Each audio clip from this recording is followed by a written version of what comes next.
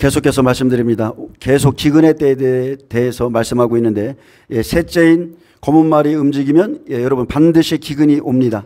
근데 우리가 생각하는 가벼운 기근이 아니라 아주 상상도 못할 극심한 기근이 오는데, 오늘은 메뚜기 재앙에 대해서 좀 알아볼 것입니다. 요엘서를 통해서 메뚜기 재앙, 이러므로 사람의 즐거움이 말랐도다. 이것이 본문의 제목입니다. 이러므로 사람의 즐거움이 기쁨이 말랐도다. 농부들아 부끄러워해라. 포도원을 가꾸는 자들아 곡할지어다. 이렇게 말했습니다. 지난 시간에는 이사야 5장을 살펴봤는데, 이사야는 나는 노래하리라, 내가 사랑하는 자의 포도원을 노래하리라 하나님 앞에 이렇게 고백했습니다. 하나님께서 사랑하는 포도원, 교회를 기름진 산에 세우시고 땅을 파서 돌을 제하고 극상품 포도를 심고 그 중에 망대를 세우고 기름진 산에 세우시고 술틀을 파고 이스라엘에게 원하셨던 것은 단 하나였죠. 그것은 열매인데 좋은 포도나무를 원한 것입니다. 하나님은 이 일을 위해서 할 수 있는 모든 수고를 다하셨고 너의 열매를 내게 보이라 이렇게 했습니다. 그렇듯이 예수님께서 오셨죠. 예수님은 공생의 3년이 지난 후에 무화과 나무의 때가 아님에도 무화과 나무의 열매를 미리 찾으셨고 열매 맺지 못한 나무를 저주하신 것을 여러분이 기억하셔야 돼요. 때가 아닌데 미리 오셔서 무화과 나무를 열매를 찾으셨고 저주했습니다. 그렇게 십자가의 죽음을 6개월 앞두고 회개할 수 있는 마지막 시간을 주고 계신 것이죠. 무화과 나무의 때가 아니죠. 십자가까지는. 근데 미리 오셔서 회개할 수 있는 시간을 주셨지만 그들은 끝내 예수님께서 하시는 일에 관심을 갖지 아니하므로 주 70년에 멸망을 했습니다. 예수님을 재판했던 이방인 본디오 빌라도는 침묵 속에 계시는 예수님의 위엄을 받습니다. 그리고 그가 하나님의 아들이시라는 유대인들의 외침을 들었는데 그 소리 때문에 두려워했어요. 근데 오히려 생명의 말씀을 듣지 못하는 종교 지도자들과 백성들은 도리어 예수님께서 하나님의 아들이시라고 말한 것 때문에 그가 전하신 하나님의 말씀 때문에 죽이려 했습니다. 그들은 진리의 그릇되었고 선을 악하다 하고 악을 선하다 하는 자였기에 흉악한 강도인 바라바를 예수님 대신에 풀어주고 예수님을 십자가에 못 박으라 외쳤습니다. 이방인 빌라도는 알 수는 없었지만 영적인 지각이 있었어요. 하나님이 두려웠습니다. 그래서 대야를 가져다가 손을 씻으며 이 피는 나와 무관하다. 세상 사람들도 하나님을 두려워하는데 종교인들의 악함은 자기들이 죽기까지 자기 악함을 보지 못한다는 것입니다. 무엇이 잘못됐는지조차 몰라요. 그들은 십자가에 달리신 예수님 앞에서 조롱했습니다. 내가 하나님의 아들이면 십자가에서 내려와 봐라. 그리하면 우리가 믿겠노라. 이렇게 조롱하면서 한편으로는 어때요? 그들의 마음이 절대적으로 외적으로는 거부해요. 하나님의 말씀을 안 믿어요. 그런데 한편으로 그 속마음은 혹여나 그의 말대로 그가 사흘 만에 살아나면 어떡하지? 그가 부활하면 어떡하지? 그래서 무덤에 병정들을 세워달라고 간구했고 병정들을 세워서 그 무덤을 지켰습니다. 제가 말하고 싶은 것은 이것이에요. 여러분, 이게 이 시대 종교 지도자들의 믿음의 실상이라는 거예요.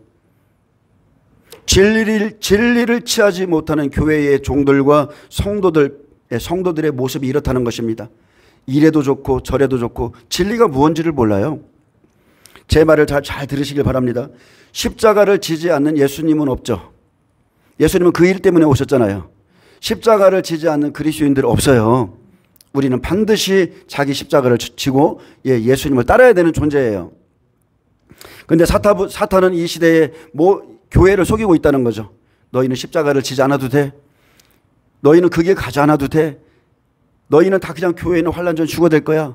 그냥 이런 식으로 사탄이 이상한 복음을 교회 안에 던져놨습니다. 그래서 때가 다 찼어도 지금 여기서 말하는 것처럼 때가 찼어도 시대를 분별하지 못하는 종과 성도들은 끝까지 진리를 시험하다가 진리를 의심하다가 자기 죄로 죽는 것입니다.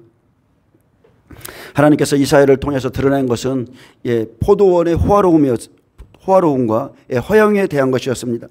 그것은 예루살렘이었고 지금의 모습은 교회인데 그들의 많은 무리와 그들의 떠드는 것과 그 중에서 즐거워하는 자가 아무리 많을지라도 들포도를 맺으면 사람에 맞고 많고 적음과 아무런 상관없이 지옥이 한량없이 입을 벌리고 그들을 기쁘게 맞이할 것이라 했습니다. 교회 안에 수군과 비파, 소고와 피리, 포도주를 갖춘 그들의 연회, 얼마나 많은 사람들이 찾아갑니까? 근데 그들의 집회가 사람의 눈으로 보기에 훌륭해 보일지라도 그들이 지옥에 빠지는 이유는 혼합된 술인 독주와 포도주에 취해 있었기 때문입니다. 진리에 대해서 그랬다는 거예요. 모든 게 다 좋아요. 찬양도 좋고 기도도 열심히 하고, 그런데 진리가 없기 때문에 그들이 멸망하는 것입니다. 얼마나 많은 사람들이 여러분 믿음의 허영 속에 살아갑니까? 뜬구름을 잡는 것 같이 그렇게 믿음 생활을 해요. 믿음의 실상이 뭔지를 몰라요. 믿음의 실상은 열매예요. 환상, 계시, 예언 이런 것들이 아니에요. 믿음의 실상은 그 사람의 열매인 것입니다. 거짓 복음, 독주에 취해서 알지 못하면서 아는 줄 착각하고, 또 되지도 못했으면서 된 줄로 착각하다가 그렇게 죽는 것입니다. 저는 이것을 너무나 많이 겪어봤기 때문에 제가 이렇게 과감하게 말할 수 있습니다. 저도 이런 시간을 많이 보냈어요. 그리고 이 마지막 때에 가옥에 가옥을 더하고 전토에 전토를 더하며 이 땅 가운데 거주하려 하는 사람들, 이 육신의 것 때문에 육신에 취해서, 어떻게 보면 어쩔 수 없는 일이죠. 우리는 육신을 입고 있기 때문에 육신의 일을 해야 됩니다. 근데 육신의 발목이 잡히는 거예요. 내가 내 시간, 하나님을 위한 내 시간을 조정하지 않는다면 그는 세상 사람과 똑같아요. 교회를 다녀도 여전히 먹고 마시고 입고, 이것 때문에 나의 모든 일상 시간을 다 쓰면서 하나님이 행하신 일에는 관심을 두지 않고 그의 손으로 하시는 일을 보지 못하는 무지한 사람들은 마지막에 기근을 당하고 멸망을 당할 것이라 계속 경고하고 있습니다. 우리가 저는 좀 답답한 게 이겁니다. 많은 사람들이 큰 일을 하면 하나님의 일을 하는 줄 착각을 해요. 절대 안 그렇습니다.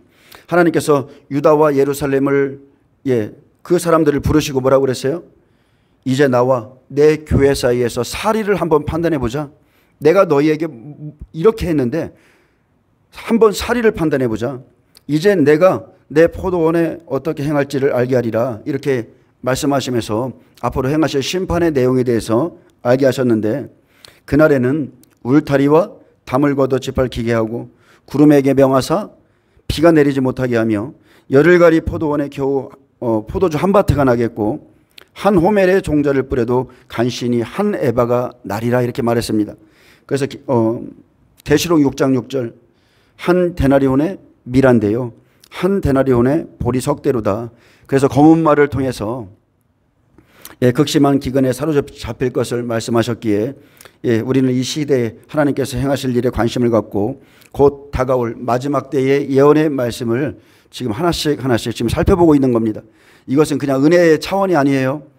우리 앞에 펼쳐질 실제적인 일이기 때문에 우리가 반드시 이 말씀에 순종해야 됩니다. 하나님께서 요엘 선지자에게, 오늘 요엘을 통해서 좀 알아보겠습니다. 메뚜기 때의 자연 재앙을 통해서 유다 백성들에게 장차 하나님의 심판의 날이 닥칠 것을 경고해 주셨고, 그러면서 이스라엘의 회개를 촉구하고 있습니다. 요엘서 2장은 이미 살펴봤어요.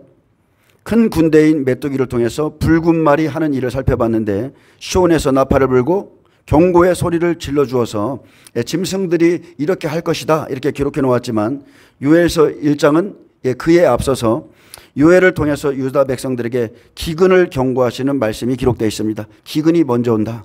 기근이 먼저 오고 그 다음에 메뚜기 같은 군대가 사람들을 해치게 될 것이라 했습니다. 그래서 요엘은 곤충으로, 메뚜기로 인해서 자연 재앙과 또 그 다음에 외적으로는 메뚜기 같은 그 군대들의 침입으로 인한 재앙을 경고하면서 너희가 지금 이 날이 이르기 전에 회개하라, 회개를 촉구하고, 그래서 우리가 환난의 때에 당할 기근과 재난이 얼마나 극심한가, 이것을 생생하게, 정말로 생생하게 보여주고 있습니다. 그렇게 이 시대에 하나님이 행하신 일을 알고 자신을 살피는 자들은 환난을 이기며 나갈 수 있습니다. 충분히 나갈 수 있습니다. 오늘 좀 설교할 게 많아서 좀 말이 빨라졌는데 여기서부터 좀 천천히 하겠습니다. 요엘서 1장 1절 보겠습니다. 요엘서 1장 1절. 자, 부두엘의 아들 유엘에게 임한 여호와의 말씀이라 했습니다. 누구의 말씀이요? 여호와의 말씀이에요.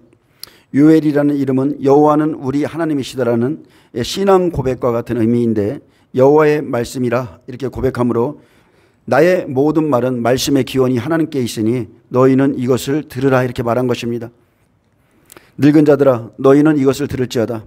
땅의 모든 주민들아 너희는 귀를 기울일지어다. 너희의 날에나 너희 조상들의 날에 이런 일이 있었느냐? 너희는 이 일을 너희 자녀에게 말하고 너희 자녀는 자기 자녀에게 말하고 그 자녀는 후세에 말할 것이니라. 자, 여기서 늙은 자들은 히브리어 하즈케임입니다. 이 하즈케임은 14절에 공식적인 장로 직분을 가리키는데, 땅의 모든 주민들, 성도들보다 앞서서 먼저 이들에게 말씀했습니다. 이 말은 다른 말로 하면 이 마지막 시대에 생명이 없는 장로들아 너희는 이것을 새겨 들으라. 너희는 하나님을 섬길 수 있는 지도적인 직책을 가지고 있으면서 생명의 자식을 낳지 못하는 사람들이다. 그리고 땅의 모든 주민들아 너희도 귀를 기울일지어다. 너희는 듣고 귀를 기울여 너희 자녀에게 전하고 후세에 전하라. 이 일은 역사 속에서 마지막 때 다시 일어날 일이기에 후세에 말하라고 이렇게 3번이나 반복하고 있습니다. 그들이 살아왔던 동안과 그들의 조상들이 살았던 기간 동안에도 결코 이전에 보고 듣지 못한 재앙이 임하리라 하셨기에, 이런 기상천외한 재난을 당한 백성들은 그 모든 사실을 자기들의 자녀들에게 대대손손 전파해서 마지막 시대에 동일한 범죄로 인해서 동일한 재앙을 만나지 않도록 경고하라 알려주셨습니다. 신명기 6장 7절에 보면 하나님께서는 부모들에게 자녀들을 신앙으로 지도할 책임을 줬습니다. 오늘 내가 내게 명하는 이 말씀을 너는 마음에 새기고 내 자녀에게 부지런히 가르치며 집에 앉았을 때든지 길을 갈 때든지 누워 있을 때든지 일어날 때든지 이 말씀을 강론할 것이며, 모든 장소에서 집에 있든지 길에 있든지 누워 있든지 일어날 때든지 하나님의 말씀을 자녀들에게 알려주라. 자, 하나님께서는 부모 시대에 베푸신 모든 행사들을 자녀들의 신앙 교육을 위해서 빠짐없이 전달하라 이렇게 말했습니다. 내가 겪은 것, 내가 겪은 하나님, 이 모든 것들을 자녀에게 여러분 전파하셔야 돼요. 알려줘야 됩니다. 그래서 내 자녀의 영혼은 다른 이가 지켜주는 것이 아니라는 거예요. 내 자녀의 영혼, 여러분 다른 이가 책임져 주지 않습니다. 최고의 영적인 선생은 여러분 부모임을 말씀하셨어요. 변은 논 주인의 발자국 소리를 듣고 자란다는 소리를 제가 들었거든요. 그렇듯이 자녀는 똑같습니다. 부모의 등을 보고 자란다 이렇게 말하기도 합니다. 부모의 등을 보고, 저 역시 마찬가지예요. 저희 어머니의 지금도 생각하면 저희 어머니의 그 믿음을 저는 지금도 본받기를 원하거든요. 아들아, 나는 왜 이렇게 예수님이 좋은지 몰라. 늘 저를 만날 때마다 그렇게 말을 해줬던 그 어머니의 믿음을 저는 계속 본받기를 원합니다. 자, 부모의 신앙은 자녀에게 영향을 끼치죠. 그래서 다른 이의 영혼에 아파하기 전에, 다른 이의 영혼을 아파하기 전에 내 자녀의 영혼에 대해서 여러분 미리 우시길 축복합니다. 다른 이의 영혼은 아파하면서 내 자녀의 영혼은 아파하지 않아요. 왜 아파하지 않느냐? 어떻게 아느냐? 그것을 기도하러 안 나옵니다. 그걸 보면 알 수 있어요. 정말로 이 시대에 자녀가 믿음이 없어서 그 자녀 때문에 괴로워하면 우리는 밤낮으로 자녀들을 위해서 기도하게 돼 있습니다. 자, 하나님께서 모든 사람들에게 우리 이 시대의 한일의 때에 대해서 지금 경고하고 계시는데, 자, 환란이 임하면 먼저 자연 재앙이 지나갑니다. 그래서 계시록 8장 7절에 첫째 천사가 나팔을 불매 피 섞인 우박과 불이 나와 땅에 쏟아지매 땅의 3분의 1이 타버리고 수목의 3분의 1이 타버리고 각종 푸른 풀도 타버렸다 했습니다. 그래서 자연 재난이 먼저 온 거예요. 땅의 기근이 먼저 옵니다. 4절 보겠습니다. 어떤 기근인가? 하나님이 기근을 보내시면 어떤 기근을 보내시는가? 팥중이가 남긴 것을 메뚜기가 먹고, 메뚜기가 남긴 것을 느치가 먹고, 느치가 남긴 것을 황충이 먹었도다 했습니다. 자, 환란이 시작하면 첫째 나팔에서 넷째 나팔까지는 다 자연재난입니다. 그리고 7년 기근으로 시작하기 때문에 시간이 흐를수록 사람들이 먹을 것이 완전히 말라버리죠. 먹을 것이 없어집니다. 그래서 모든 것을 먹어 치우는 팥중이와 메뚜기와 느치와 황충은 각기 다른 곤충이 아니에요. 하나의 곤충 메뚜기인데 이것을 히브리어 용어로 네 개의 다른 히브리어 용어로 사용했습니다.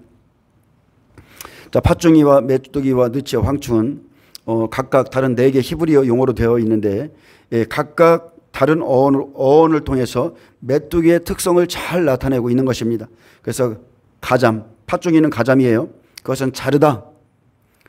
그리고 메뚜기는 아리빼입니다. 많은 때를 말하고 느치는 알레크입니다.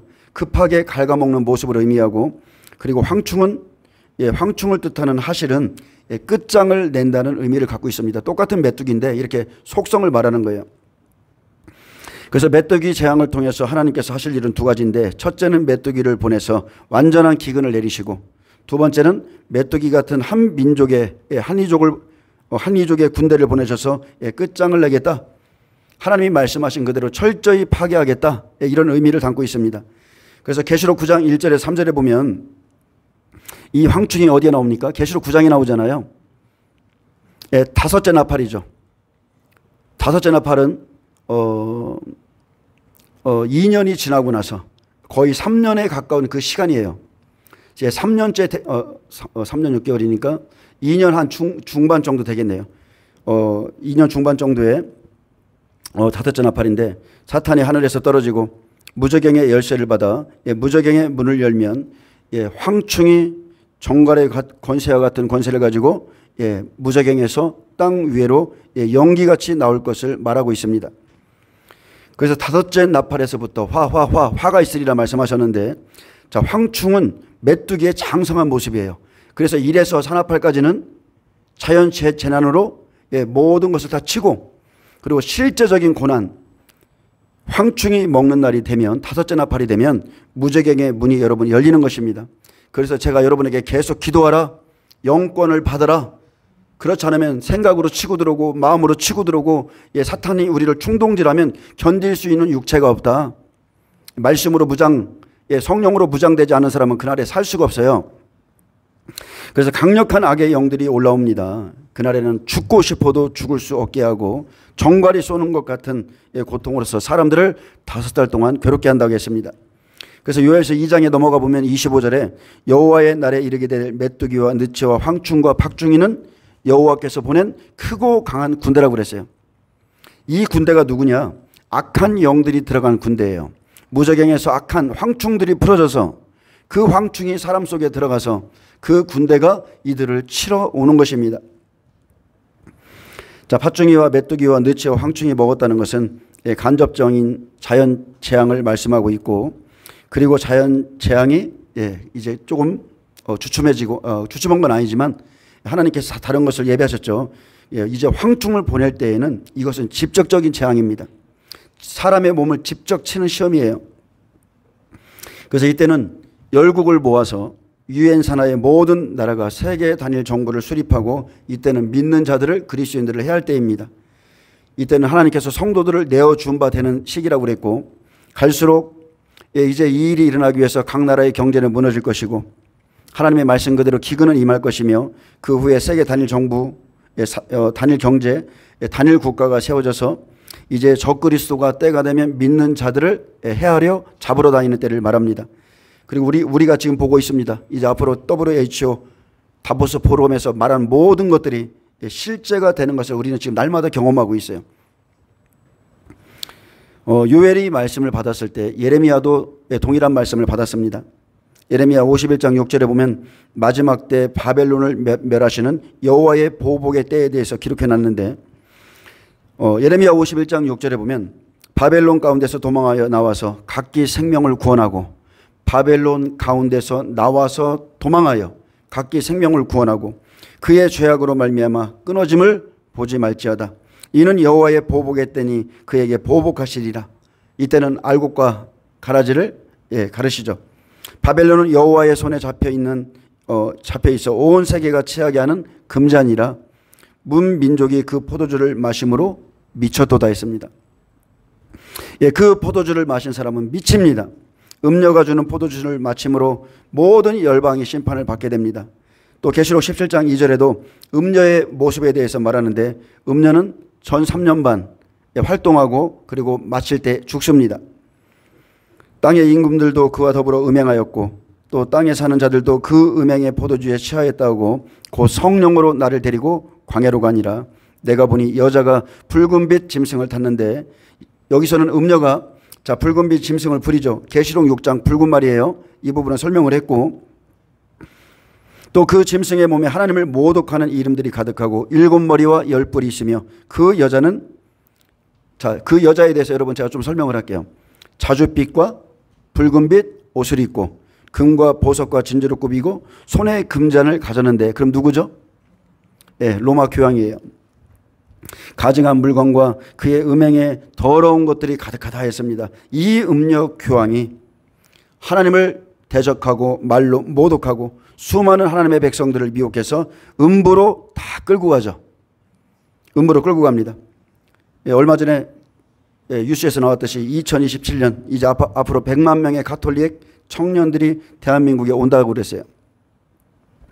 예레미야 51장 13절에 많은 물가에 살면서 재물이 많은 자여 내 재물의 한계 곧 내 끝이 왔도다. 마지막 심판받을 음녀는 바닷가에서 나옵니다. 이 음녀는 많은 물 위에 앉았고 음녀가 앉은 물은 세성물로서 열방에서 무역으로 재물을 얻고 장사하는 자입니다. 그래서 창세기 11장에 보면 아브라함이 그곳에서 나왔죠. 그런 곳에서 하나님이 아브라함을 불러냈어요. 세상강을 건넌 자 히브리인입니다. 계시록 17장 1절에 또 7 대접을 가진 7 천사 중 하나가 와서 내게 말하여 이르되 이리 오라. 많은 물이 앉은 큰 음녀가 받을 심판을 내게 보이리라. 또 15절에 또 천사가 내게 말하되 내가 본 바 음녀에 앉은 물은 백성과 무리와 열국과 방언들이니라. 모든 열방이 이 음녀의 술에 취하는 겁니다. 예레미야 51장 14절 만군의 여호와께서 자기 목숨을 두고 맹세하시되 내가 진실로 사람을 메뚜기같이 사람을 황충같이 내게 가득하게 하리니 그들이 너를 향하여 환성을 높이리라 하시도다. 그래서 바벨론을 심판하시는 날, 심판하시는 여호와의 날에 사람을 황충같이 메뚜기같이 보내서 그들이 악을 행한 대로 음행한 대로 갚아주신다 했습니다. 요엘서 1장 5절 보겠습니다. 취하는 자들아 너희는 깨어 울지어다. 포도주를 마시는 자들아 너희는 울지어다. 이는 단포도주가 너희 입에서 끊어졌음이니 다른 한 민족이 내 땅에 올라왔음이니라. 그들은 강하고 수가 많으며 그 이빨은 사자의 이빨 같고 그 어금니는 암사자의 어금니 같도다. 자, 구약의 포도주는 미혹을 말합니다. 미혹, 땅의 것, 땅의 즐거움. 그래서 잠언서 20장 1절에 보면 포도주는 거만하게 하는 것이요 독주는 떠들게 하는 것이라. 이에 미혹되는 자마다 지혜가 없느니라 했습니다. 취하는 자들은 그냥 다른 말로 말하면 세상과 하나 된 자들로 그들의 끝은 지옥이기 때문에 깨어서 울어라, 깨어서 울져라 했습니다. 그래서 음료의 포도주를 마시며 세상에 취한 자들, 육신에 사로잡힌 자들, 너희도 영적인 잠에서 깨어 울지어다 했습니다. 이는 단포도가 너희 입에서 끊어졌습니다. 단포도주는 요한복음 15장에 예수님의 말씀이 단포도죠. 생명의 말씀. 신랑을 잃어버렸으니 말씀이 없는 자는 울지어다. 내 안에 생명의 말씀이 없는 자는 울지어다. 여러분, 환난 속에서는 단포도주 없습니다. 하나님이 말씀을 안 주세요. 하나님의 생명의 말씀이 끊어졌으니 지금 울지어다. 지금 생명을 이루지 못한 자는 울어라. 다른 한 민족이 그 땅에 올라왔습니다. 이것은 예언적인 말씀인데 앞으로 음녀에게 속한 황충, 북방, 바벨론 짐승들이 올라옵니다. 이것은 국가적인 위기예요. 열방의 위기입니다. 그래서 내 땅은 하나님의 땅, 하나님의 심령을 말하고 이날에는 하나님의 백성인 것 같고 믿음이 있다고 말하던 자들에게 올라와서 강한 사자의 이빨로 양들을 잡아먹고 대적하고 물어뜯습니다. 겉으로 지금 생명이 있는 것 같았으나 생명이 없고 성령의 이끌림 없이 자기의 생각, 자기 계획, 자기 사상 중심으로 살던 자들에게 이 짐승들이 올라옵니다. 요엘서 1장 7절에 보면 그들이 내 포도나무를 멸하며 올라와서 어떻게 해요? 내 포도나무를 멸하며 내 무화과나무를 긁어서 말갛게 벗겨버리니 그 모든 가지가 하얗게 되었도다. 자, 7절부터는 심판의 내용에 대한 말씀인데 이방의 한 민족이 올라와 내 포도나무를 멸하듯이 자, 구원받은 이방인들 고난받습니다. 또 내 무화과나무를 긁어 말갛게 벗겨버리듯 이스라엘도 심한 고난을 받을 것을 말하죠. 그래서 이들은 요엘 1장에서는 황충이라 표현했고 2장에서는 북방민족이라 했으며 예레미야 51장에서는 바벨론으로서 세상에서 나온 자들이라 했습니다. 그래서 에덴 동산에 생명나무와 선악과가 있듯 나무는 시대마다 종들을 의미하죠. 사람들을 의미합니다. 이 부분에 대해서는 계속 말씀을 많이 드렸는데 사사기 9장 감람나무 율법 구약 시대로 왕을 삼으려면 감람유를 부어야 했습니다. 무화과나무 예수님 오셨을 때 이스라엘 백성들이죠. 3년 6개월 복음 시대를 의미하고 자, 또 그 다음에 포도나무가 나와요. 성령 시대입니다. 예수님이 주신 말씀이 생명이기에 생명을 나타내는 것을 포도나무, 좋은 포도나무라고 말합니다. 물이 변하여 포도주가 되듯이 하나님의 온전한 말씀을 갖고 있는 자는 좋은 포도나무 열매를 맺습니다. 그런데 마지막 때 어떤 나무가 나와요? 가시나무죠. 마지막 때 가시나무, 적그리스도인데 시대마다 이 나무는 항상 함께 있었습니다. 이 나무는 자기 직임을 버리고 가서 다른 이에 의해서 왕노릇하기를 좋아하는 자죠. 목사가 왕노릇하는 자 있고 성도들 중에서도 은사를 받아서 왕노릇하기 좋아하는 자도 있고 실제적으로 이 가시나무는 시대마다의 거짓 종들이고 창세기 3장의 선악과를 의미합니다. 우리가 성경을 잘 묵상해 보면 자, 환난의 날에 이 기근의 때에 나무의 껍질을 벗기듯이 나무는 사람이라고 그랬어요. 우리가 준비할 수 있을 때 준비하지 못한 하나님의 백성이 당할 현실이 얼마나 심각한 것인지를 보여주고 있습니다. 지금도 보세요. 조금만 어려움이 있으면 아주 조금만 어려움이 있어도 이렇게 쉽게 믿음에서 떨어지는데 환난 안에서는 셀 수 없이 그냥 막 무화과나무를 막 흔들어 놓듯이 그냥 그렇게 떨어지는 것입니다. 그리고 모든 나무가 하나님의 심판 앞에 서게 될 것이라 했고 그래서 하나님이 원하시는 것은 다른 게 아닙니다. 자, 재앙의 날이 오기 전에 기근이 오기 전에 음녀의 포도주를 끊고 회개하고 돌아오라는 거예요.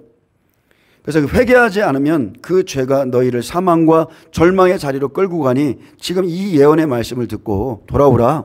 하나님 앞에 돌아오라. 이미 저와 여러분 안에는 성령을 부어주셨습니다. 그렇기 때문에 우리가 마음에 결심하면 성령님이 도와주십니다. 우리가 성령을 받기 전에는 죄와 싸워서 이길 수 없었어요. 육신은 영을 못 이깁니다. 그런데 성령 안에 있기 때문에 죄와 싸워 이길 수 있는 힘을 주셨고 우리가 마음만 먹으면 죄는 반드시 끊어집니다. 어렵지 않습니다. 여러분 지금은 이기고자 하는 강한 의지를 하나님 앞에 보이셔야 돼요. 지금 이렇게 환난 날이 다가오고 주님의 재림이 가까이 오는데도 회개치 않으면 너희에게 고난을 줄 강한 민족을 보내겠다. 그래서 6, 7절은 이들이 누구냐? 바로 요엘서 2장에 나오는 큰 군대 짐승을 보내서 이렇게 하시겠다는 것입니다.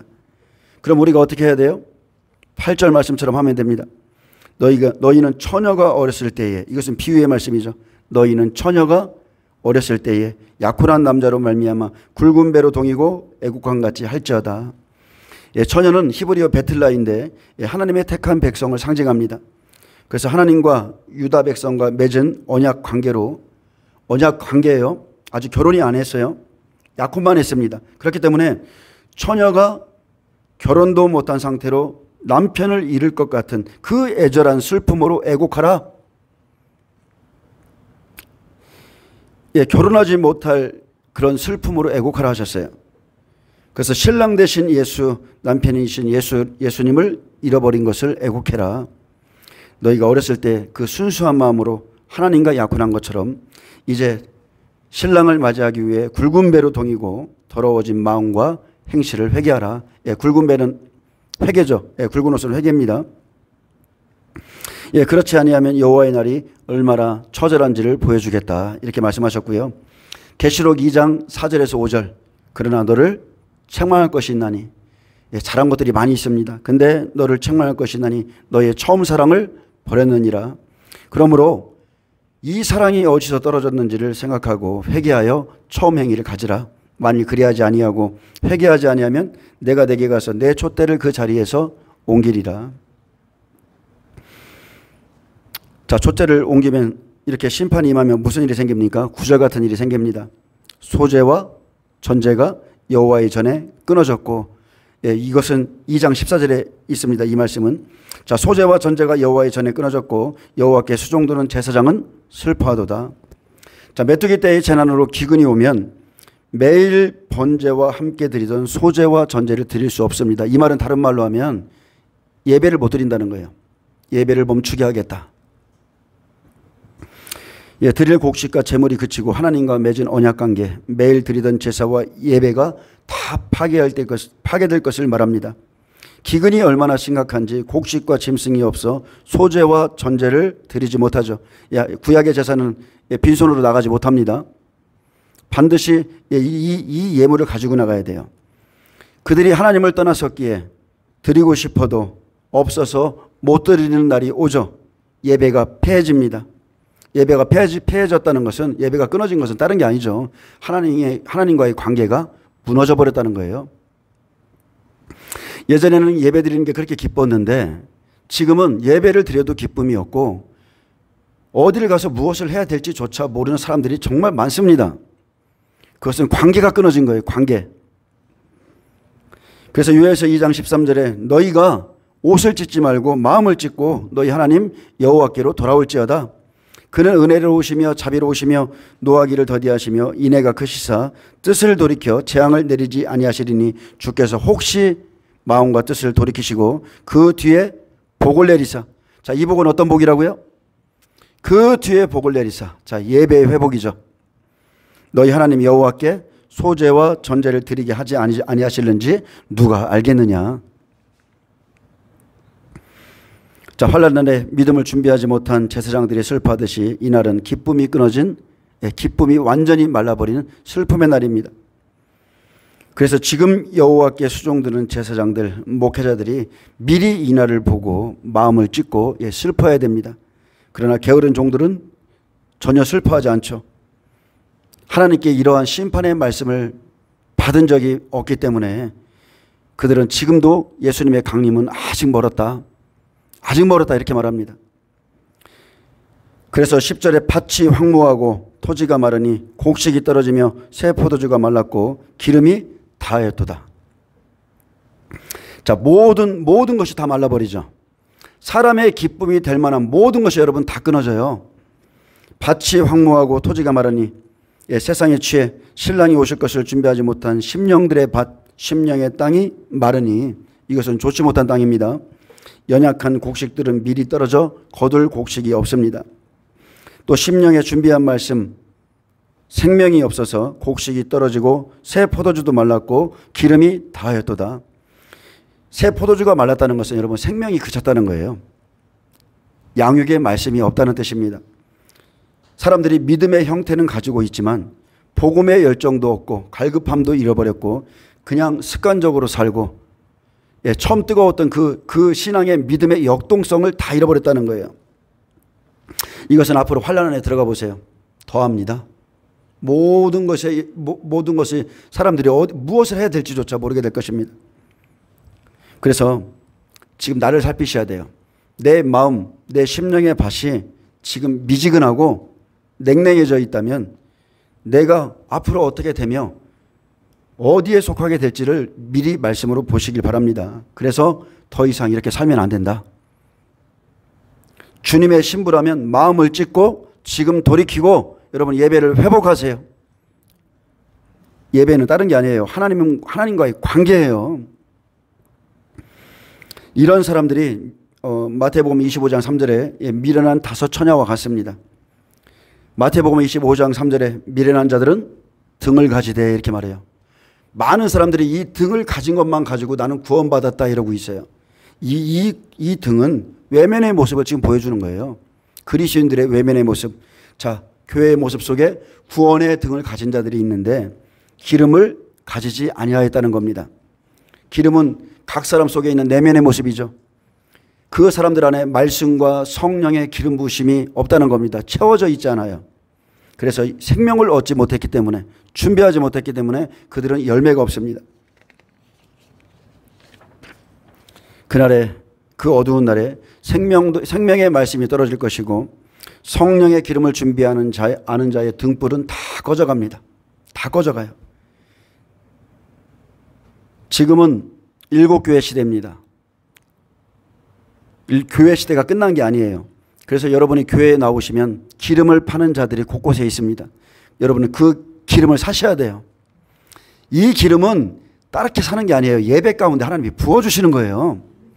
사람이 임으로 주는 게 아니에요. 이 기름 부음은 예배 가운데 말씀의 기름 부음이 사람들을 적시고 우리 안에 내주하게 되는 것입니다. 그런데 환난 때 기름을 파고 사는 자들은 다 거짓 종이죠. 거짓 처녀들입니다. 가짜들이에요. 우리가 옛날에는, 저도 어렸을 때 기억이 나는데 밤이 오기 전에 기름을 준비했던 때가 있었어요. 호롱불 켜려고. 기름이 없으면 기름을 아는 사람 집에 동네에 돌아다니면서 호롱불을 밝혔듯이 기름을 준비한 자는 밤에 걱정이 없죠. 그날은 어둠이요 빛이 아니라 여러분 준비하셔야 됩니다. 밤이 오기 전에 기름을 준비하는 것처럼 지금 환난 시대에 있을 말씀을 우리가 듣고 보고 사고 이 마지막 때의 말씀을 내 심령에 캐서 채우고, 그래야 그날의 말씀의 등불을 킵니다. 여러분, 믿음은 그리스도의 말씀을 들음으로 생기는 거예요. 가만히 생기는 게 아닙니다. 지금은 다른 거 하지 마세요. 많은 사람들이 이것저것 분주하게 움직이는데 절대 그거 하지 마세요. 지금은 마리아의 영성을 가지셔야 돼. 마르다처럼 여러분 이것저것 예수님을 위해서 뭐 한다고 하지 마세요. 제가 봤을 때는 절대 지금 그런 때 아니에요. 지금은 이제 환난 시대를 달릴 수 있는 말씀을 여러분 준비하는 때입니다. 마리아처럼 그분의 발치 앞에서 들으세요. 들어야 앞으로 무슨 일이 일어나는지 다 내 마음속에 해놔야 되는데, 말씀을 아무리 전해줘도 안 들어요. 말씀을 전해줘도 그날에 있을 일을 내가 알아야 어떻게 내가 헤쳐나갈 것인데, 말씀을 안 듣고 일만 하려고 하면 여러분 반드시 문제 생깁니다. 지금은 말씀을 통해서 이론을 준비하고 연습하고 기능하도록 숙지하고 그날에는 실전 속에 들어가는 겁니다. 지금 거짓 선지자들이 판치는 이 시대에 선악을 분별해서 준비한 만큼 여러분이 다른 사람들의 심령을 세워줄 수 있고 채워줄 수 있고, 그렇지 않으면 이런 준비를 하지 않는 종들은 그날에 굉장히 부끄러움을 당할 것입니다. 하나님 앞에 책망을 받습니다. 여러분이 진리를 가지셔야 되는 이유는 딱 하나예요. 제가 봤을 때 이렇습니다. 진리가 없으면 사람들이 어떻게 말씀을 듣냐면, 저분 목사님이 말씀하시는 거 되게 좋다. 이게 무슨 소리냐면요, 이 말씀도 좋고 저 말씀도 좋다는 거예요. 이 말씀도 진짜인 것 같고 저 말씀도 진짜인 것 같아. 근데 참 진리를 가지면 완전히 구별돼요. 목회자들이 여기에서 말씀 한 구절 빼고 이쪽에서 한 구절 빼서 이 주소도 없이 이 전하는 이 좋은 말만 해주는 것이 좋다 이게 아니고, 하나님이 행하실 일을 정확하게 내가 어떻게 시간까지 정해 놓으셨어요. 근데 목회자들이 이거를 여기서 조금 빼고 저기서 빼서 이거를 막 혼동시켜 버리는데, 그렇게 하면 절대 안 됩니다. 근데 여러분이 진리를 취하면 압니다. 무엇이 잘못됐는지가 알아요.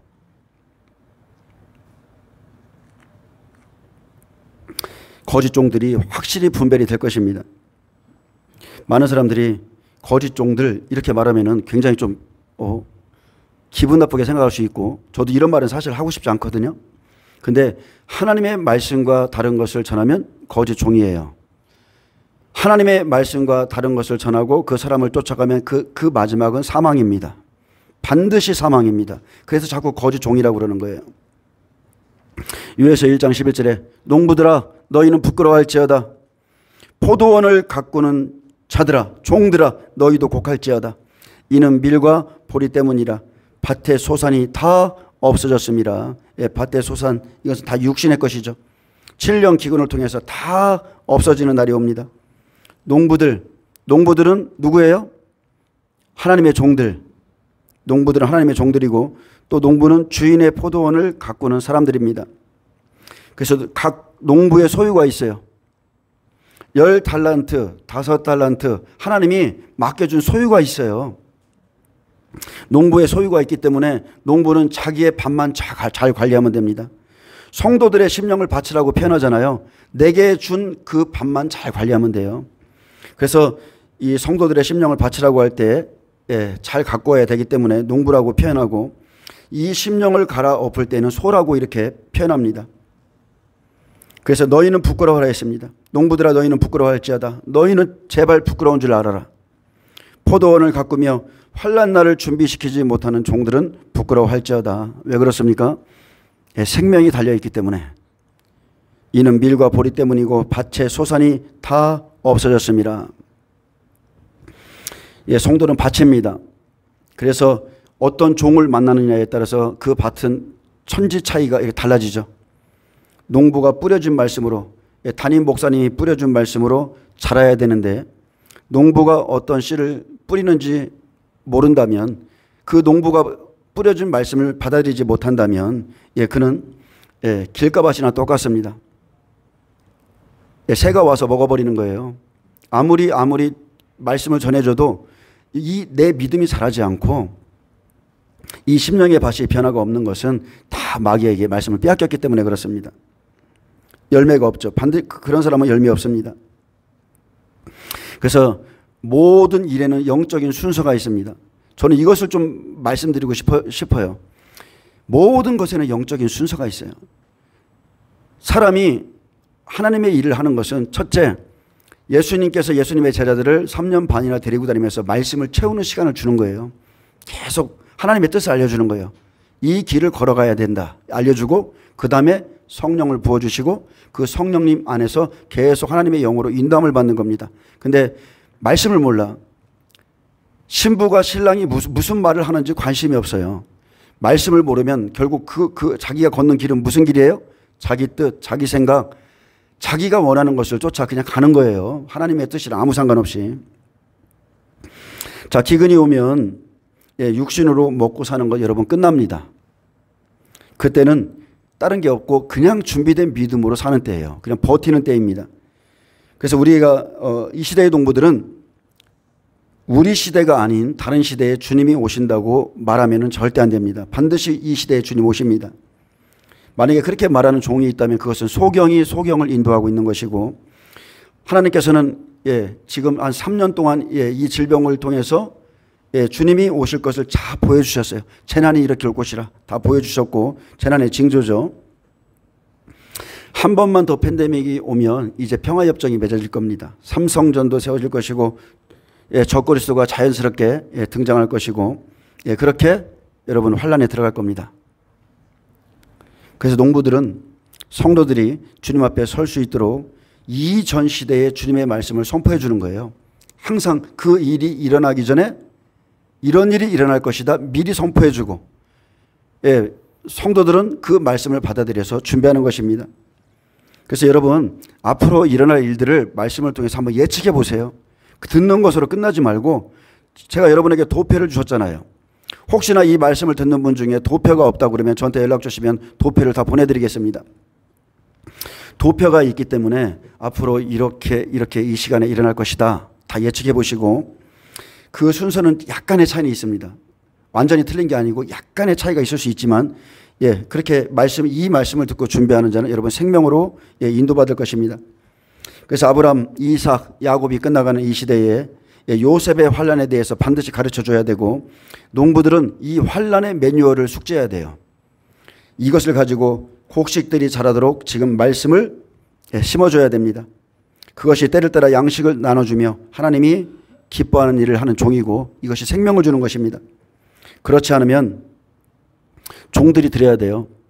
그런 일을 하지 않으면 마태복음 21장의 악한 종이 바로 자기라는 것을 알게 될 거예요. 그리고 악한 자들은 진멸됩니다.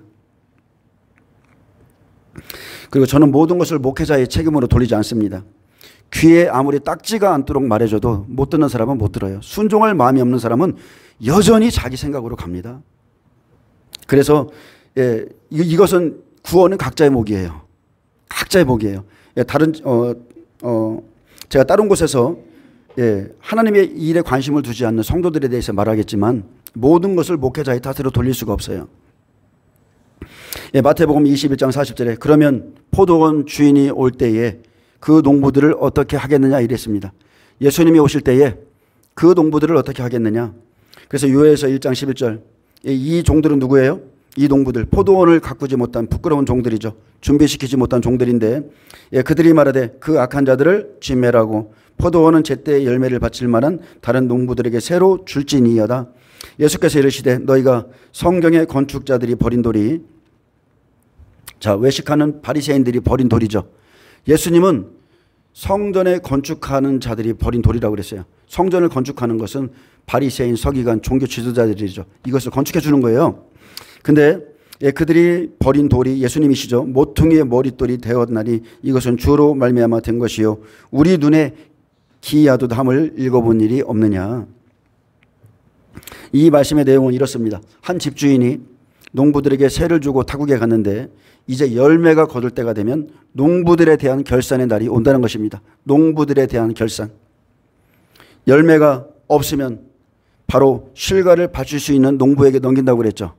첫 번째는 율법에서 복음으로 넘겨주셨어요.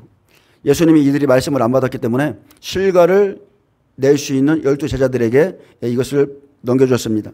그렇다면 이 마지막 시대에도 농부들은 들으셔야 돼요. 농부들은 나는 지금 어떤 농부인가 자신을 여러분 살피셔야 됩니다. 나는 지금 내게 맡긴 양떼들을 도대체 어디로 끌고 가고 있는가 한번 살펴봐야 돼요. 농부들은 포도원을 가꿀 때 하나님이 주신 밭들, 양떼들을 가꿀 때에 정말로 두려운 마음으로 살아야 됩니다. 차라리 지금 기뻐하고 즐거워하는 것보다 비파와 수금, 다윗의 악기를 제조해서 즐거워하는 것보다 지금은 오히려 자신의 죄에 대해서 울고 그런 것들이 훨씬 낫습니다. 때도 모르고 기뻐하고 때도 모르고 영혼을 준비시키지 못하는 농부들은 부끄러워하는 날이 옵니다. 그리고 그 심판이 얼마나 중한지를 아셔야 돼요. 12절 보겠습니다.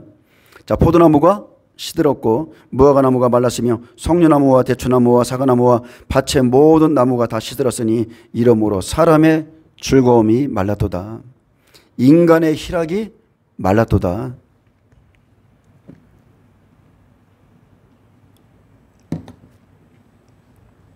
자, 포도나무, 무화과나무, 이방인도 이스라엘도 그리고 모든 나무조차 말랐습니다.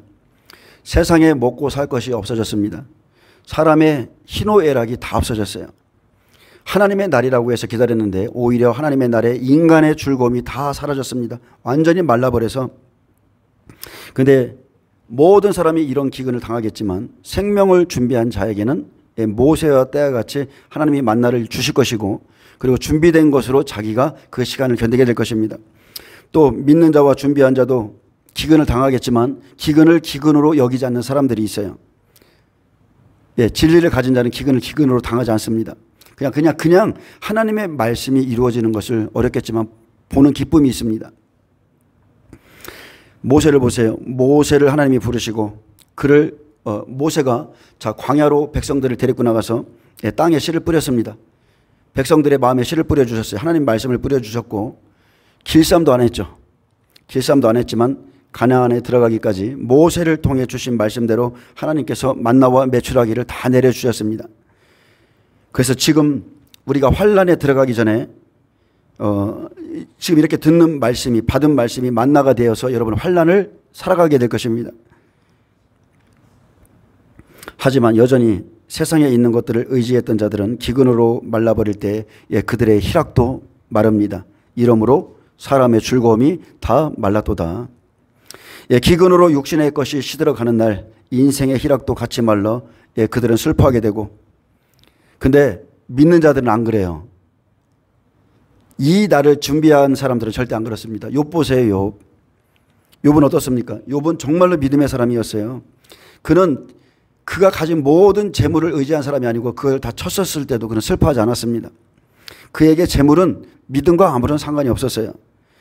이런 날이 오는 것을 지금 보고 있는 제사장들, 특별히 제사장들과 제단의 수종들은 자들은 여러분 항상 깨어서 모여서 기도해야 됩니다.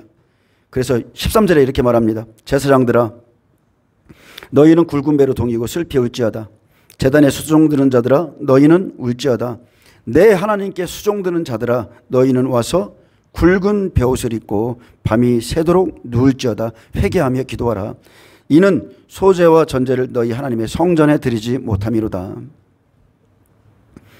이 말을 좀 직접적으로 말한다면 제사장들아, 목사들아, 선지자 노릇하는 자들아, 농부들아, 장로들아 너희는 굵은 배를 동이고 회개의 옷을 입고 슬피 울지어다. 너희 사태의 심각성을 제발 좀 깨달아라. 제발 하나님이 말씀하신 이 사태의 절박성을 좀 한번 깨달아 봐라. 이런 날이 진짜 오고 있는데 아예 믿지를 않아요. 주님은 올 때가 안 됐다는 거예요. 저 어젠가 누가 또 와서 저한테 그러더라고요. 자기 담임 목사님한테 주님이 오실 때가 됐다고 그랬더니 무슨 소리냐고. 주님이 오시려면 아직 멀었다고 그랬다고 하시던데, 레이 제파같이 제단에 수종드는 자들아 내 하나님께 수종드는 직분을 받은 자들아 너희는 회개하며 성전에 엎드려 밤이 맞도록 기도할지어다. 이는 소제와 전제를 너희 하나님의 전에 드리지 못함이로다.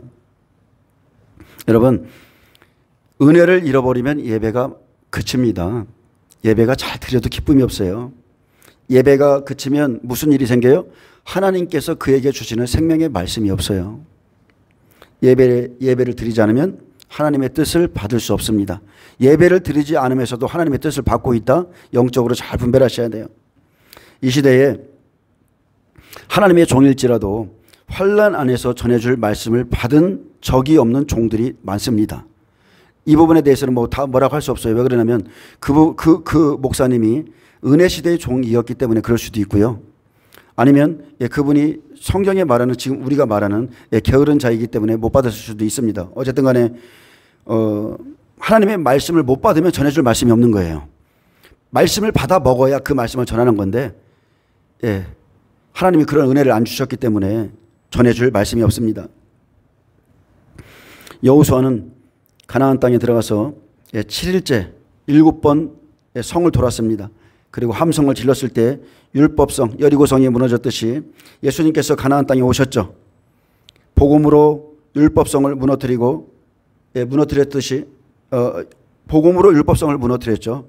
그들을 구원하기 위해서 십자가에 다 이루었다. 함성을 질렀을 때 이 율법성이 여리고성이 무너졌는데 휘장이 갈라지는 것으로 보여주셨고, 율법이 무너진 것을 휘장이 갈라지는 것으로 보여주셨고, 그래서 우리가 구원은 오직 예수님의 은혜입니다.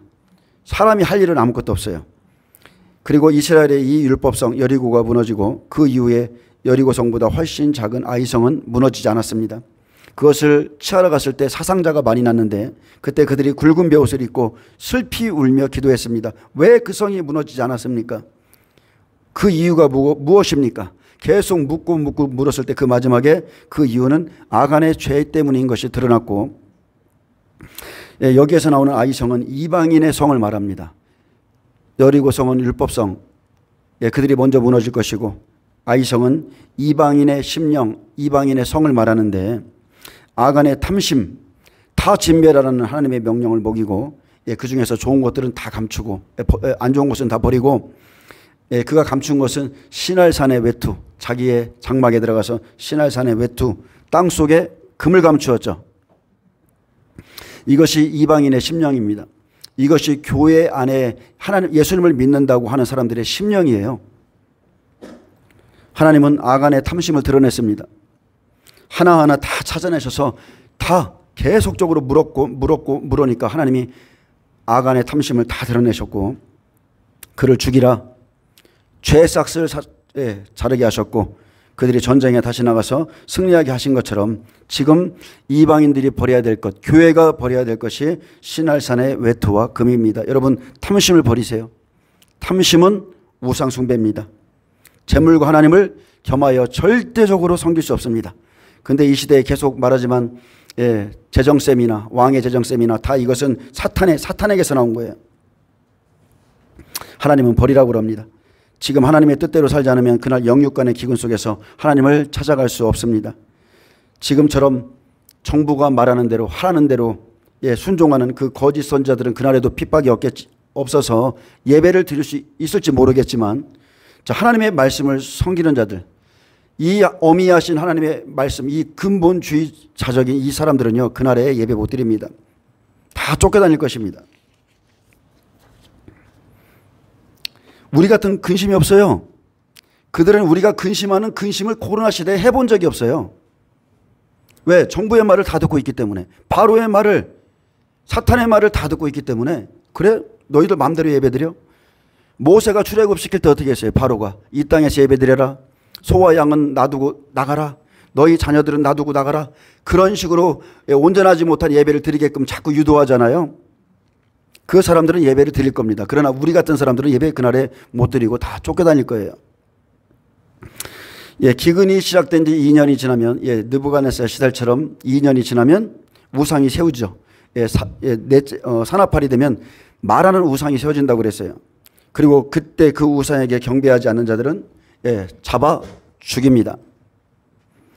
그래서 성경 66권을 하나님의 말씀으로 믿는 자, 오직 구원은 예수님께만 있으며 예수님은 반드시 다시 오신다고 믿는 이런 근본주의자들은 그날에 다 죽임을 당할 것이고, 여러분, 그래서 강인한 믿음을 준비하세요.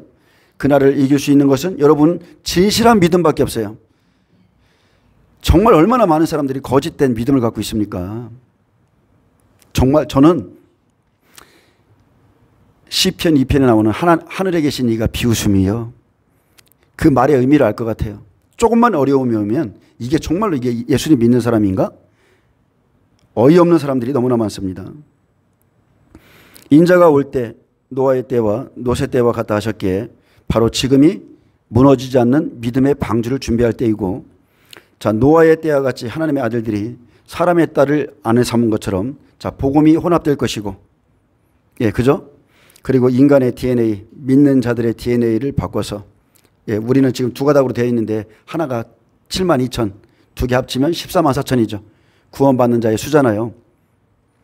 예, DNA 두 가닥은 14만 4천이라는 숫자를 갖고 있는데 이스라엘 14만 4천, 수거자의 수를 의미하고, 예, 이것들을 바꿔서 하나님의 형상을 지우고 그 성전된 육체의 우상과 우상의 이름이 세워지며, 그리고 동성애가 부끄럽지 않은 시대죠. 지금 소돔과 같아요. 동성애가 부끄럽지 않은 시대고 차별금지법이 통과되기 직전에 있는 시대가 바로 이 시대입니다. 그래서 우리는 지금 회개해야 될 때이고, 그런데도 하나님의 말씀에는 관심이 없어요. 말씀에 관심이 없어요. 다른 모든 것은 다 관심이 있어요. 그의 손으로 행하시는 일에 마음을 두지 않기에 시대에 합당한 준비를 하지 못하는 겁니다. 제가 이런 말을 좀 해드릴게요. 마르다 같이 예수님을 위해서 분주히 왔다 갔다 움직이는 것으로 예수님의 일을 한다고 착각하지 말라는 거예요.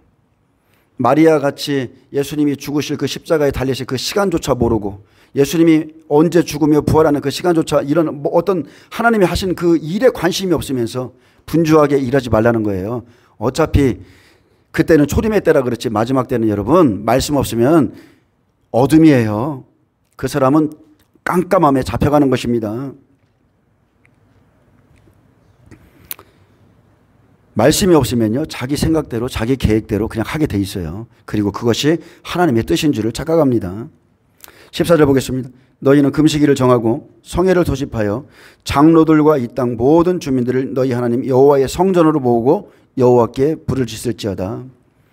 자, 너희는 장로들과 모든 성도들을 성전에 모아 회개하며 여호와께 부르짖으라. 너희는 금식일을 정하라. 성회를 소집하라. 시급한 상황임을 깨닫고 모여서 회개하고 모이기를 힘쓰고 정결한 마음으로 기도하라. 그래서 환난 전에 금식일을 정하라 하셨는데 때를 아는 자만이 모이는 것입니다. 때를 모르기 때문에 다 흩어져요. 모이기를 패하면 그것을 그냥 그렇게 다 쫓아갑니다. 때를 아는 자만이, 하나님의 말씀을 가진 자만이 여러분 모이게 힘쓰는 거예요. 말씀 때문에. 금식은 육신의 것을 끊고 자신을 쳐서 하나님 앞에 기도가 상달되게 하는 것인데, 많은 사람들이 지금은 아무리 마지막 때를 들어도요, 기도하러 안 나와요. 육신의 것조차 기도하지 않습니다. 여러분 자신을 속이지 마시기를 바랍니다. 여러분의 기도 생활을 점검하세요. 여러분의 예배 생활을 점검하세요. 여러분이 무슨 말씀을 가지고 가는지 점검하세요. 그렇지 않으면 15절 같은 고백이 나올 겁니다. 슬프다 그날이요, 오라 그날이요, 여호와의 날이 가까웠나니 곧 멸망같이 전능자에게로부터 이르리로다. 먹을 것이 우리 눈앞에 끊어지지 아니하였느냐, 기쁨과 즐거움이 우리 하나님의 성전에서 끊어지지 아니하였느냐. 이제 여호와의 날, 고통스러운 날, 전능자에게서 오는 멸망이 갑자기 이르는 날이 바로 우리 시대입니다. 우리 시대, 이 시대 우리 눈앞에서 이뤄질 일이고, 갑자기 메뚜기 재앙을 언급하다 이제 종말론적 상황을 말씀해 주시는데, 그렇듯이 우리도 이 종말론적 상황을 말씀해 주시듯이 마지막 시대의 징조들을 알아야 됩니다. 여러분, 종교 통합 되었죠? 배도가 일어났죠? 이제 온전한 평화협정, 또 예루살렘의 3성전이 세워질 것이고, 이제 경제는 여러분 더 추락해요. 누가 집을 사도 되냐 이렇게 물었던데, 여러분 경제는 더 추락합니다. 앞으로 식량난이 부족해지면서 정치 지도자가 이제 이스라엘의 율법 성전에 세워질 것이고, 율법 성전에 앉은 자가 자기가 하나님인 척 먹고 살게 해주겠다, 너희의 문제들을 해결해 주겠다, 이런 강력한 정치 지도자 적그리스도가 나올 준비가 지금 다 돼 있습니다. 기근이 오면 사람들을 양육하는 시대는 끝난 것이고, 자, 환란이 오면 여러분 먹을 것이 눈앞에서 끊어집니다. 그렇기 때문에 지금 준비하셔야 돼요. 내 눈으로 보기 전에 믿음으로 지금 준비하시고, 기쁨과 즐거움이 우리 하나님의 교회에서 끊어지기 전에 예배 가운데 준비하세요. 영육을 함께 준비하시기를 축복합니다. 영육간의 기근의 날이라겠습니다. 말씀을 듣지 못해서 내면은 영적인 기쁨이나 즐거움이 없고, 또 현실적으로는 생명이 위협받는 기근으로 모든 즐거움이 영육간에 다 마릅니다. 비가 오지 않아서 얼마나 기근이 심한지 17절에 씨가 흙덩이 아래에서 다 썩어졌고 창고가 비었고 곡관이 무너졌으니 이는 곡식이 시들었음이로다. 자, 씨가 흙덩이 아래 썩어졌다는 것은 씨를 뿌려도 싹이 나지 않고 비를 주지 않아 자라지 않는다는 뜻이죠. 그냥 흙 아래서 썩는데 왜 썩어요? 씨가 땅 밑에서부터 그냥 완전히 물기가 없으니까 말라버리면서 식물이 자라날 근거조차 하나님이 제시하지 않는다는 거예요. 심각한 기근입니다. 이것은 영적으로 보면 또 완악한 심령이죠.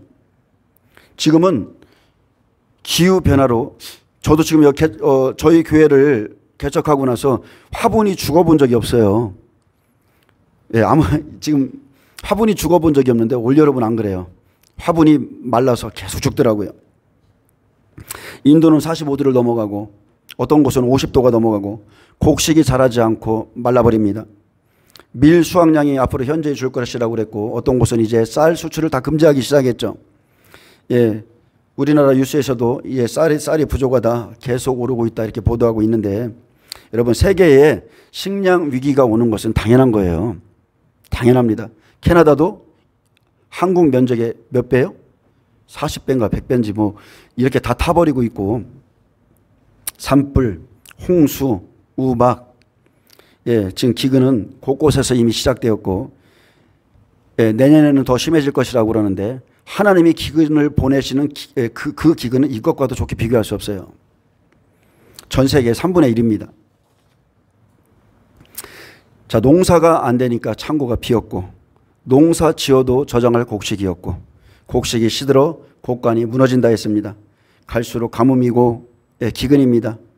여러분은 검은 말 시대가 오고 있음을 하나님이 징조로 보여주고 계신 것을 믿으셔야 돼요. 환란이 시작되면 비가 내리지 않아서 씨는 썩습니다. 곡식은 시들어서 창고는 비고 곡간은 무너지고 거두어 드릴 곡식이 없어서 없도록 하나님께서 황폐케 하세요. 하나님이 그 일을 하십니다. 그러므로 요엘서 1장 18, 가축이 울부짖습니다. 가축조차 탄식하고 소떼가 소란해야 하니 이는 꼴이 없음이라. 양떼도 피곤하도다. 여기에는 영육간에 지금 두 가지 의미가 다 들어있는데, 가축이 우는 실제적인 모습을 통해서 영적인 모습도 말씀하고 있습니다. 집에서 길러진 가축들이죠. 성도들이에요. 이들도 먹을 게 없어서 준비하지 못해서 울부짖고 탄식할 때에 소떼가 소란해지죠. 소는 하나님의 종들입니다. 준비하지 못한 종들이 소란해 하는데, 세상에 치안 늙은 자들이고 이들은 꼴이 없어요. 말씀이 없어요. 전해줄 말씀이 없어서 꼴이 없어서 민망함을 느낄 것입니다. 받은 말씀이 없기에 종들의 영이 피곤하고 양떼도 성도들도 영적으로 너무 피곤한 시대고 환난 속에서 영적인 상태가 이러할 것을 보여줍니다.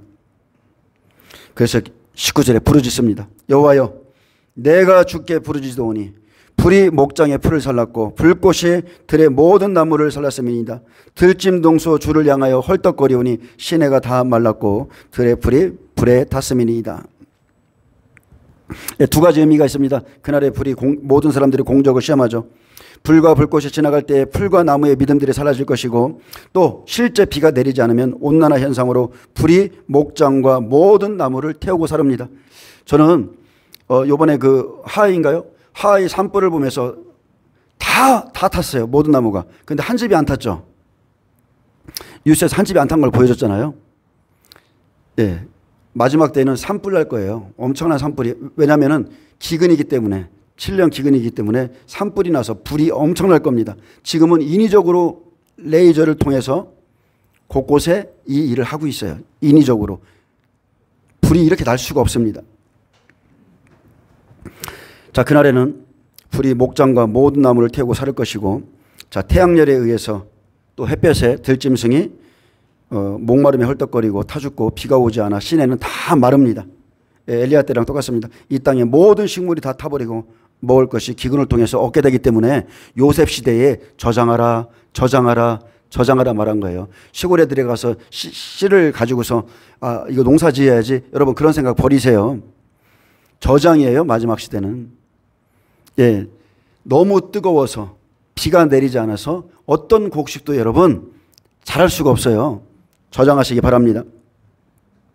예, 이 땅의 모든 식물이 다 타버리고 먹을 것이 기근을 통해서 얻게 됩니다. 이날에 열매를 맺지 못한 나무들이 불의 심판을 받게 될 것이고 지금 이런 기근의 때가 실제 오고 있습니다. 저는 주님의 날 얼마 안 남았다고 생각해요.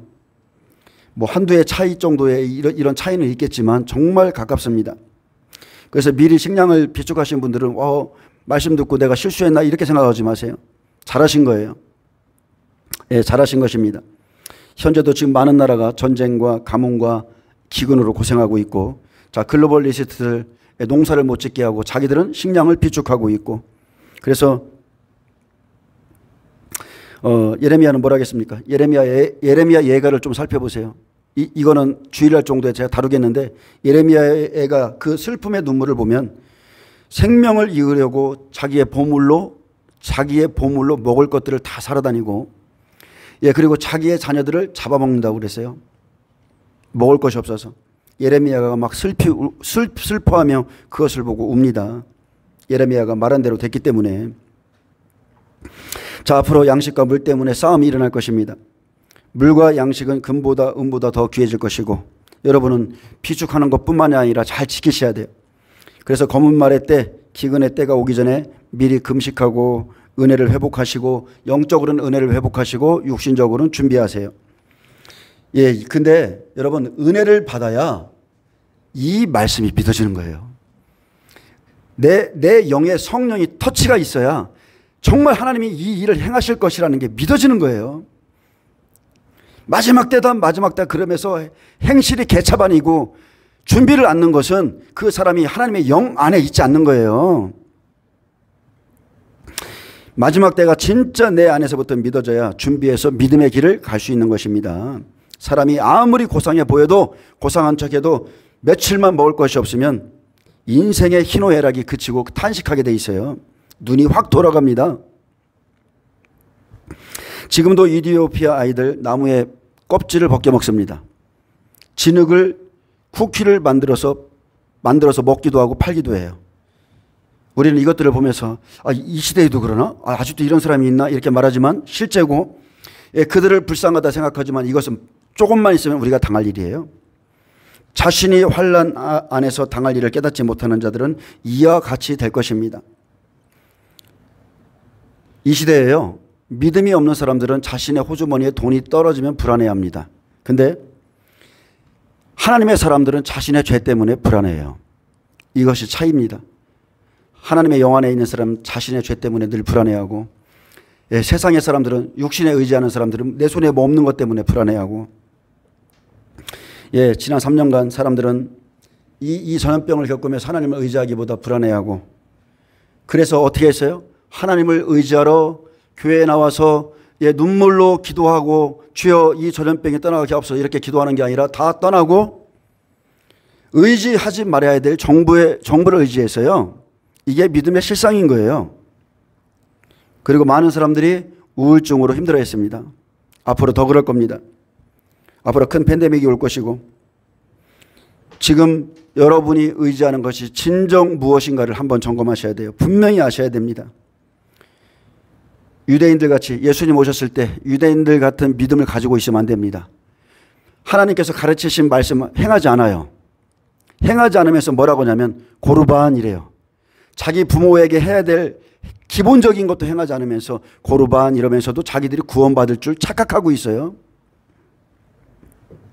마땅히 해야 될 계명을 어기고 하나님 앞에서 자기 할 일을 사람의 계명으로 하고 있다 착각해서는 안 된다는 거예요. 그들은 마지막 때 심판받습니다. 죄는 우리를 사망 가운데 끌고 갑니다. 여러분, 지금 끊지 못한 것들은 그 날에도 안 돼요. 절대 못 끊습니다. 주님, 나에게 믿음을 더하여 주옵소서.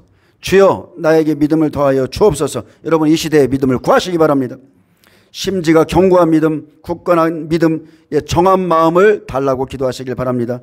우리가 자포하거나 자포자기하거나 낙심할 필요는 전혀 없어요. 지금 우리는 이미 말씀을 들은 자고 하나씩 하나씩 준비해 가면 됩니다. 여러분, 말씀을 맺겠습니다. 히브리서 10장 38절, 나의 의인은 믿음으로 말미암아 살리라. 또한 뒤로 물러가면 내 마음이 그를 기뻐하지 않으리라 하셨고, 우리는 뒤로 물러가 멸망할 자가 아니요 오직 영혼을 구원함에 이르는 믿음을 가진 자입니다. 이것을 믿으시길 축복합니다. 예, 우리는 반드시 승리할 것입니다. 예, 기도하겠습니다. 주님, 감사합니다. 주께서 이 마지막 시대에 경계의 말씀을 듣게 하심을 감사합니다. 그러므로 영적으로 주님 앞에 회개하며 기도할 수 있게 하시고, 또 우리가 육신적인 기근의 때를 준비하게 하심에 또한 감사드립니다. 예, 믿음으로 준비하게 없어서 노아와 같이 준비하게 하시고 요셉과 같이 준비해서, 예, 믿음은 듣는 것이 아니라 행함으로 의롭다 하심을 얻는 것임을 깨달아 알게 하여 주옵소서. 감사하며 예수님의 이름으로 기도합니다. 아멘. 예, 하나님께 영광 박수를 드립니다.